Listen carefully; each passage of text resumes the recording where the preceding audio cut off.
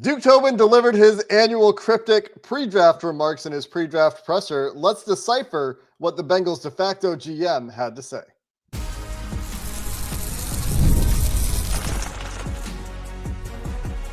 You are Locked On Bengals, your daily Cincinnati Bengals podcast. Part of the Locked On Podcast Network, your team every day.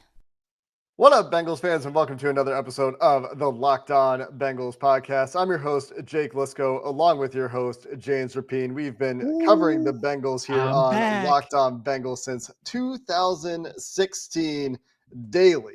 Part of the Locked On Podcast Network, your team every day. Welcome back to the everydayers. Welcome back to those of you who make us your first listen. We appreciate all of the loyal listeners out there so very much at this time of year when we will not have a day off until maybe Sunday after the draft. We'll be here with you after each round of the draft this week, and going into the draft, we'll get our official predictions out there in our last show before Thursday. And if you're new to the show, well, hit that subscribe button. We've got you covered all year round here on Locked On Bengals. It's not just a draft. There are plenty of other narratives we're tracking throughout this offseason, including some non-updates, let's say, on some veterans with various trade requests that have been submitted on the Bengals defense this year. But today, Duke Tobin spoke to the media, James. James, welcome back. We're going to decipher some of the more interesting takeaways from Duke's pre-draft presser, and we're starting to get a better idea of who's in play for the Bengals at pick 17. We've had a long list of names for quite a while, but this is the week where the intel that is, for the most part, crystallized inside the building starts to trickle its way out to us in the media. But we're going to start, James, with that Duke Tobin presser. What were your top takeaways? I've got a couple of my own, but I want to see where you're going to go first. Yeah, I think it was a lot of normal Duke stuff. The main takeaway is, and there are a bunch. You're right. And the defense is part of it, certainly. But I'm going to start offense because offense wins championships. Zing. Guard. The guard that they draft is probably going to have played tackle at some point in college, maybe as recent as a few months ago. Prepare yourself. That's a very high possibility.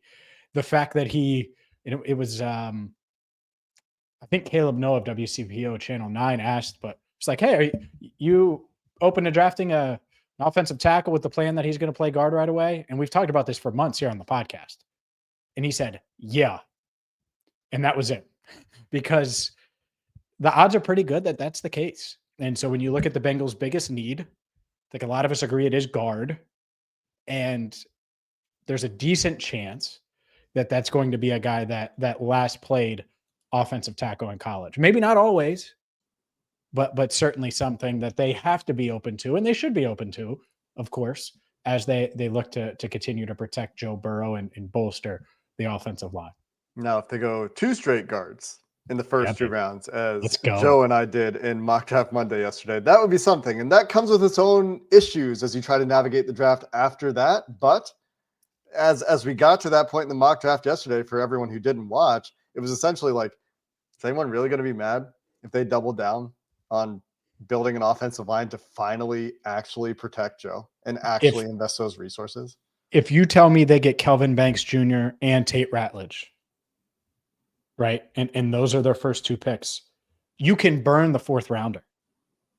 For me, that's because that's such a huge boost to the team, huge boost to their roster. Like, I know everyone's focused on defense, and I get it.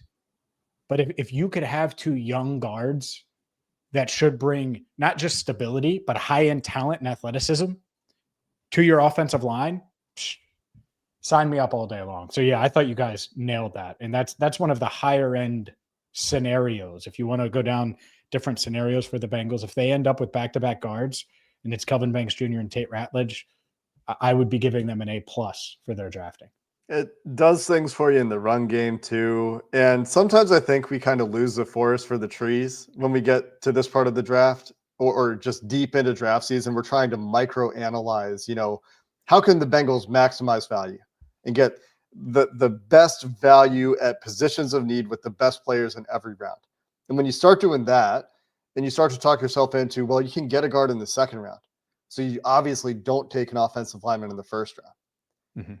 I don't think that's the way the NFL teams tend to approach it. I think they do this a little bit, but I think as people on the outside, this is a more common trend where you go through these simulators and you do them 100 times, and the ones that you remember are the ones where, oh yeah, I got Nolan in the first round, and in the second round, Donovan Jackson was there. So obviously, or in the third round, Tate Ratledge is there every time. So obviously, the simulators, I think, cause you to get into that world where instead you take a step back, you think about the Bengals as a team.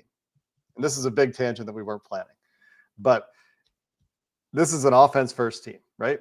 This is a team that runs through Joe Burrow and its receivers and its passing game, and has been undone by issues on the interior offensive line for years.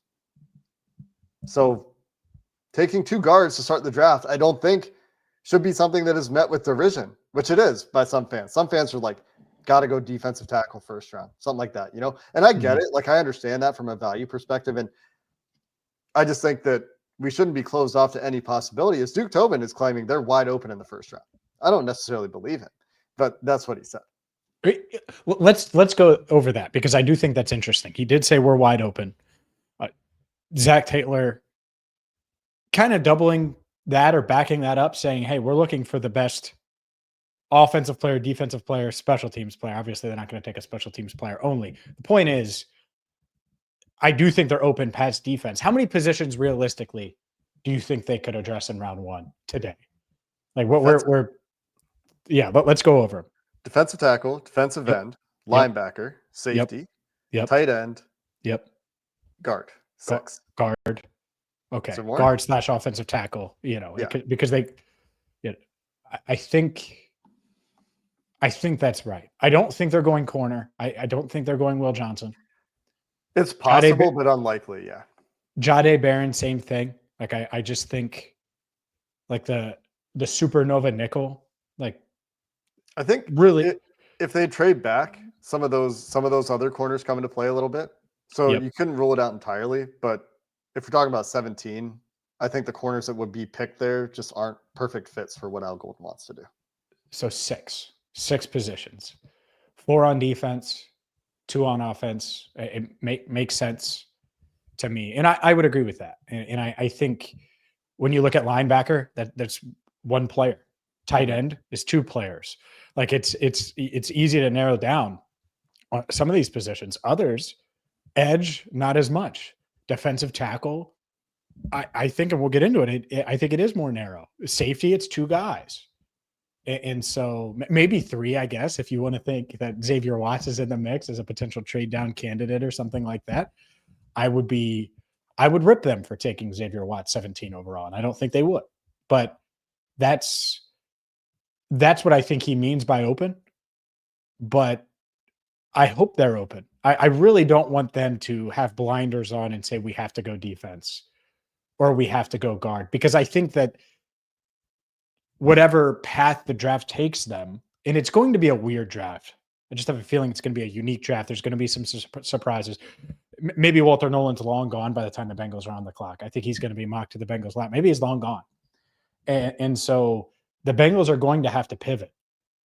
But whatever route they go, as long as they get it right and get a really good player at one of those positions you mentioned, there are going to be guys at linebacker or guys that you can target at defensive line or guys that you can target at insert whatever position that they don't get early. Even with 6 picks, they're going to be able to fill in some of their needs. And that's the important part to me, is hopefully they are really open and it isn't just we have to go trenches here or defensive playmaker here. Because maybe it's different. I don't know the scenario, but maybe it throws them a weird curveball and they have to pivot. And if they do, they need to be okay with that and not zero in on one spot. Speaking of 6 picks, Duke Tobin was asked about trading back, about the number of picks that the Bengals have in this draft, and it was a bit of a contradictory answer, but we're going to continue to parse what Duke Tobin had to say, including his comments about a desire to add picks if they can, as we continue the conversation coming up next. There's nothing like the atmosphere of an NBA playoff game. Every bucket, every defensive stop, every moment feels huge. It's electric in the arena. And with Game Time, you can be part of it without the stress of last minute ticket hunting. And maybe you're thinking of going up 71 if you live in Cincinnati and going to a Cavaliers playoff game. Or maybe you're thinking, I'm going to go I-74 to Indianapolis and watch the Pacers and the Bucks. Regardless, Game Time is going to make it fast and easy to get playoff tickets, even when demand is sky high all NBA playoffs long. And of course, it's not just the NBA playoffs. It is every live event you could think of, concerts, all spring, all summer. Maybe you're thinking of getting ahead of things when it comes to the NFL season. Game Time is going to give you all of the last minute deals, all of the convenience in one app. And right now, with the Game Time app, prices go down as the event gets closer. So let's say you drive to Indianapolis, you're waiting on that playoff game to start. Well, go have a cold one, have that app open and see prices start to drop and take advantage with a Game Time. Take the guesswork out of buying tickets with Game Time. Download the app, create an account, use code LOCKEDONNFL for $20 off your first purchase. Again, it's the Game Time app. Terms apply. Again, create an account and redeem code LOCKEDON NFL, Locked On NFL for $20 off. Download Game Time today. Last minute tickets, lowest price guaranteed. I was really amused with the way Duke Tobin talked about the idea of adding picks, because he's talking about how hard it is to trade back and how the opportunities don't come up all that often. And it's actually less often than you would think, he made sure to say. And then he said, we have 6 picks in this draft. We would like to have a few more. Mm-hmm. After he's talking about how hard it is and how the opportunities don't come up. And later on, he said something else about, we'll see if we can do it or not. What was your impression of the way Duke Tobin talked about the idea of adding picks in this draft? That he's open.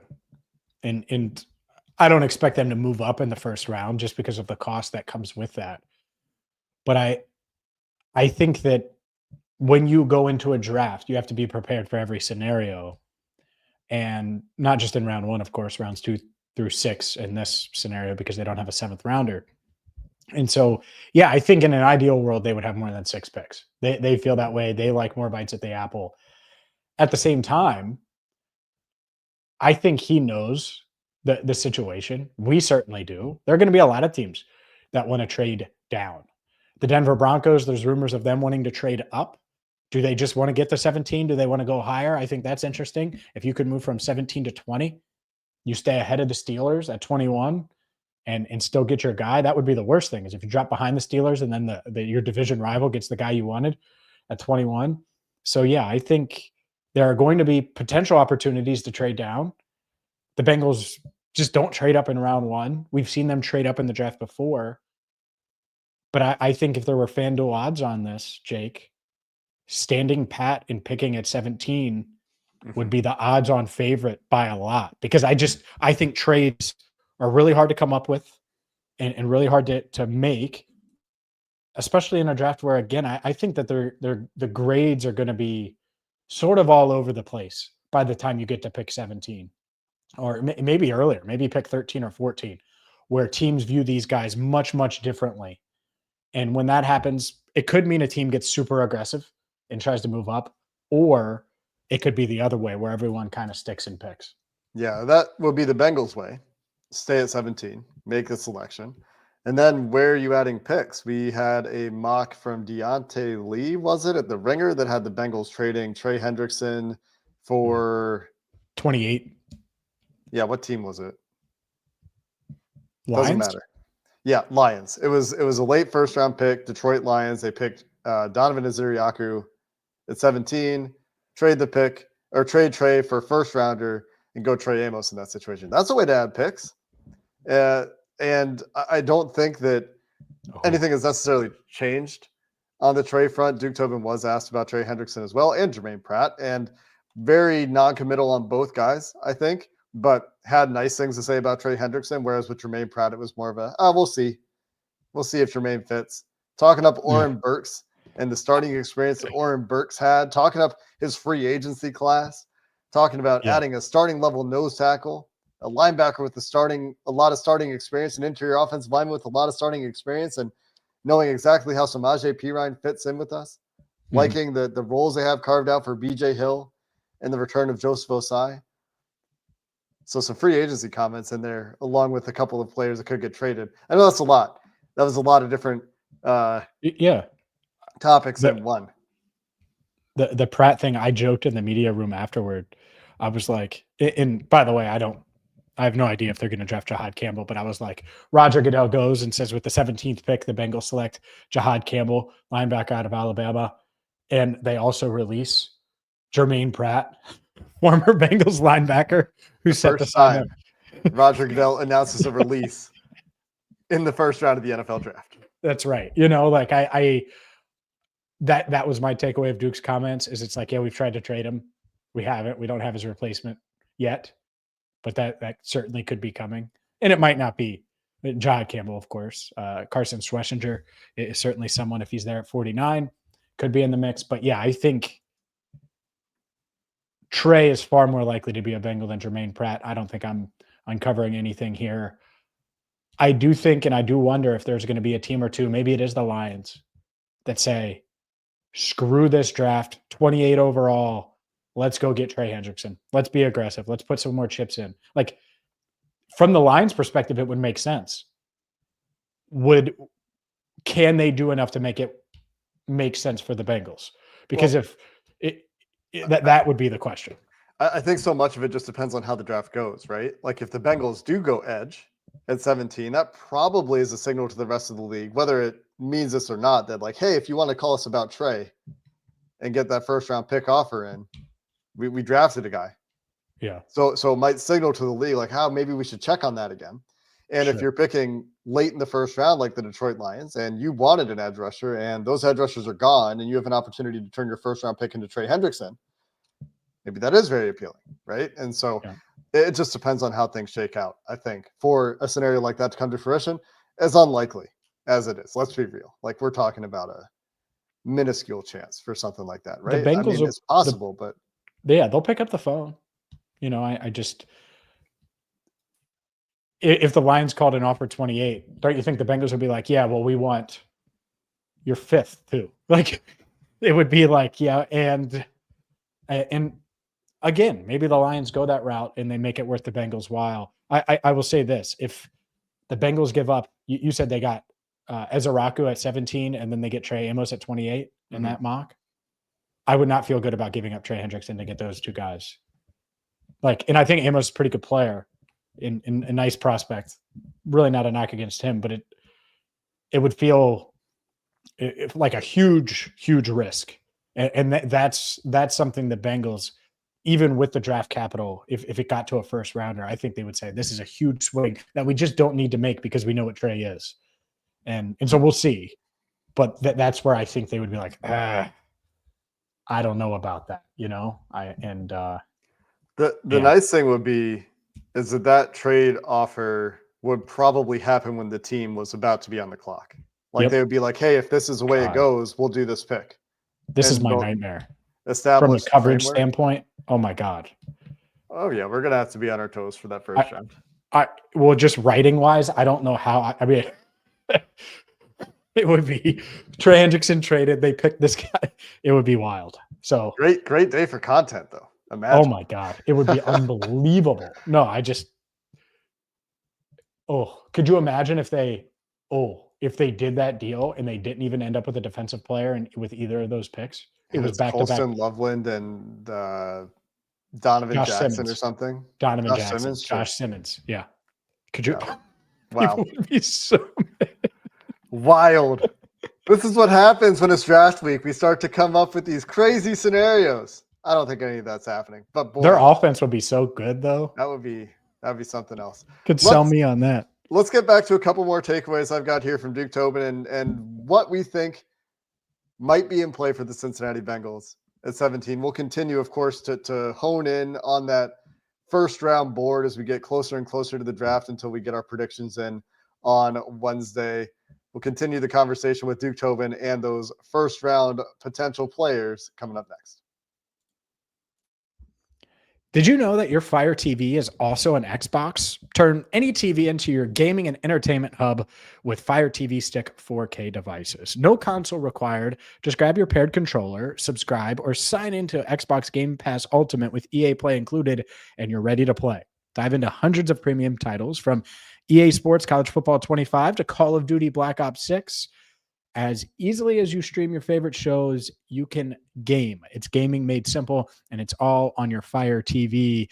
This is a way to play high quality Xbox games at a fraction of the cost of a console. Already have a console? A Fire TV Stick 4K device is more affordable and easier to travel with you, allowing you to take you or your kids' games wherever you plug in. So if you're like me and you travel every fall, well, you take your Fire 4K TV stick with you, and boom, you're going to be able to game on the run.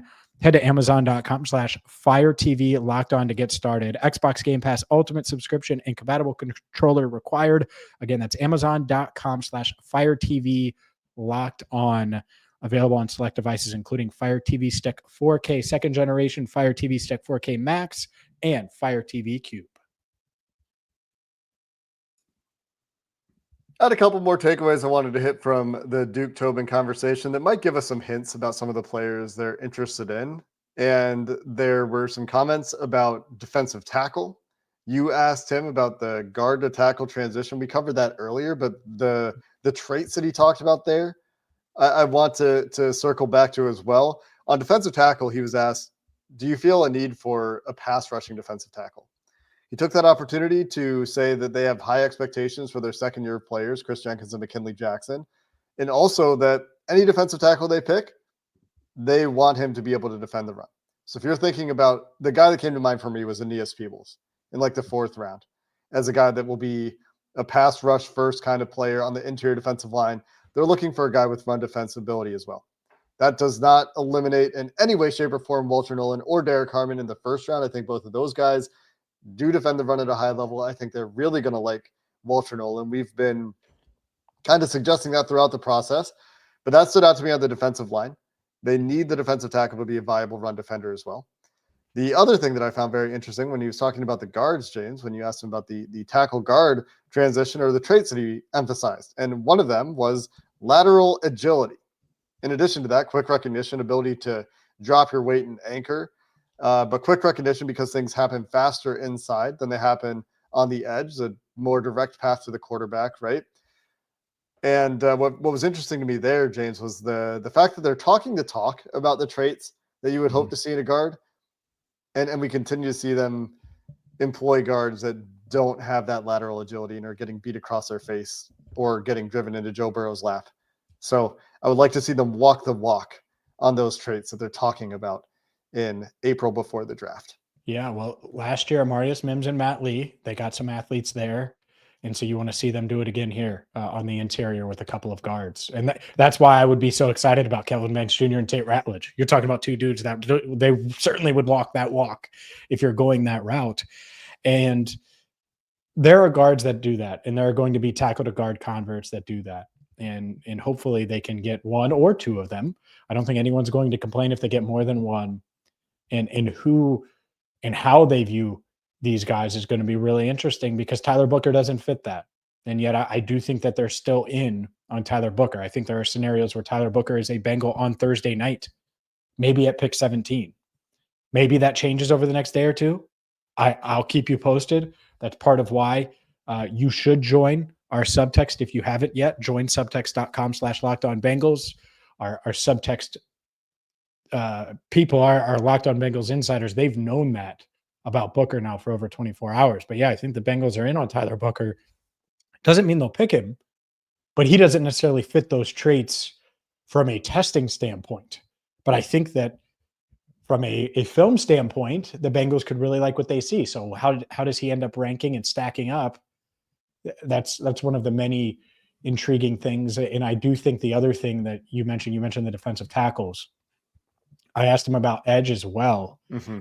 And that's going to be a huge factor here as they finalize this draft board when it comes to the edge position. Do they think Mike Green can hold up against the run?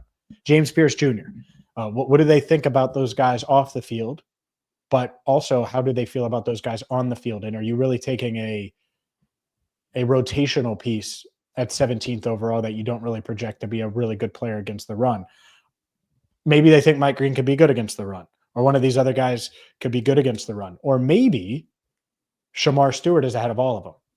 And I don't want to sleep on Shamar Stewart, because I do think that of all those guys, the James Pierce Jr., Mike Green, Nick Skirton, and then Shamar Stewart, I think that they could have Stewart ranked higher than all of these guys. And he could just be gone. I think the likelihood is honestly that he's not available to the Bengals. But the interesting thing you mentioned there, Mike Green, got a number of reports that the Bengals might be more interested in Green than I previously thought. It was Benjamin Albright and I think Todd McShay, who have both connected the Bengals to Mike Green. Mina Kimes just did her last mock draft walkthrough where she's giving her guests, this time it was Daniel Jeremiah, 2 choices, and Jeremiah landed on Green for the Bengals at pick 17. So there's certainly a little bit of smoke there that I find interesting. The other couple notes that I think are interesting, as we're talking about the players that are in consideration for pick 17, I remember a week where it felt like every day we're talking about there's no clean prospect at 17. You're picking which flaw you want to live with, right? Is it a lack of production for Shamar Stewart? Is it a lack of athleticism for Tyler Booker? Does this guy really love football? That's what you continue to hear asked about Walter Nolan. Is it, Mike Green's off-field concerns that he's denied? And is it a lack of tested athleticism? Is it that they didn't do agility? Is it that they don't necessarily have a clear position transition to the NFL? Is it that they can't tackle? It seems like everybody that you could throw out for 17 is pick your flaw.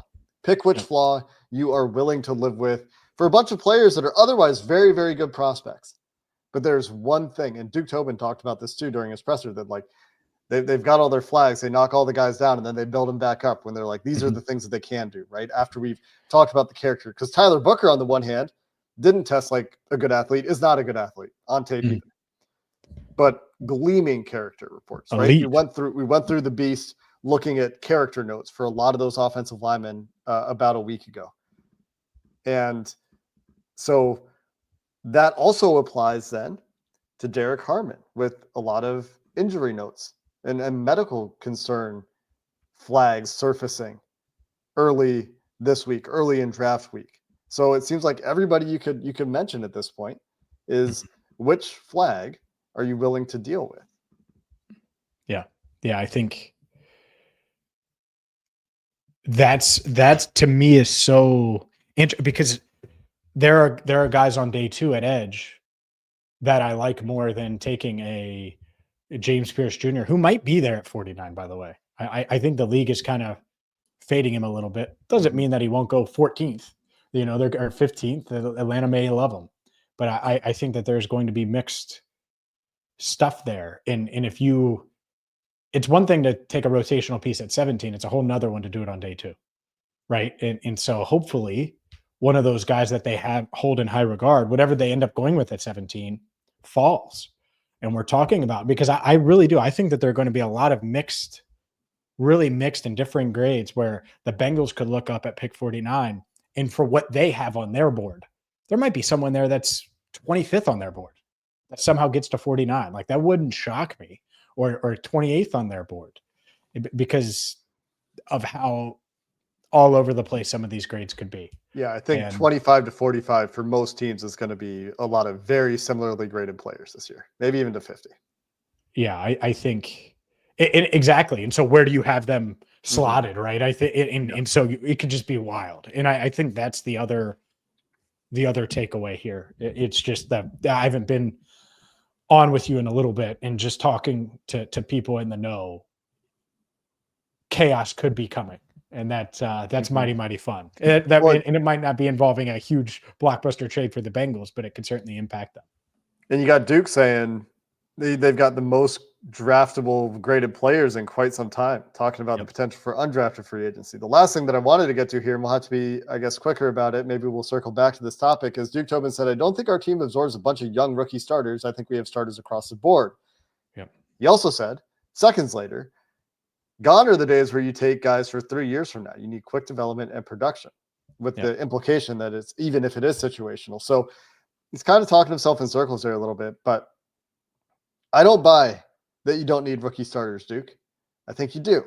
I think that would be ideal at a couple of spots, even though we know that rookies in a lot of solid outcomes are only average to above average players.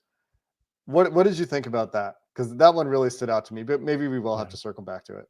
Yeah, we will. But I mean, guard, if you're taking a guard on day 1 or day 2, he should be a starter. If they're taking Jahad Campbell, I mean, come on. He's starting. Yeah. By the way, everyone hates the Colston Loveland thing, but if you're taking him at 17, guess what? Sorry, Drew Sample, but you're not starting anymore, right? Like I think, honestly, I think safety. I think if you're taking Malachi Starks, he's starting. Yeah. I think Nicky Manwari, even if he isn't starting, your whole defense is now tweaked to where he's playing starter level snaps and playing a ton for you. And so I think that has to happen. And so, like, let's say it's Campbell or even Worry or even one of these defensive tackles, they're going to play a lot, even if they aren't starters. And then the guard is a starter, should be. And so you should be talking about multiple players in this draft that are either starters by designation or playing starter level snaps. Yeah. I'm just not buying that they don't have starting spots available. Like they have like 3 at least. Full. At least they're full. 3. What are you talking? They're full. They don't need any starters. Yeah.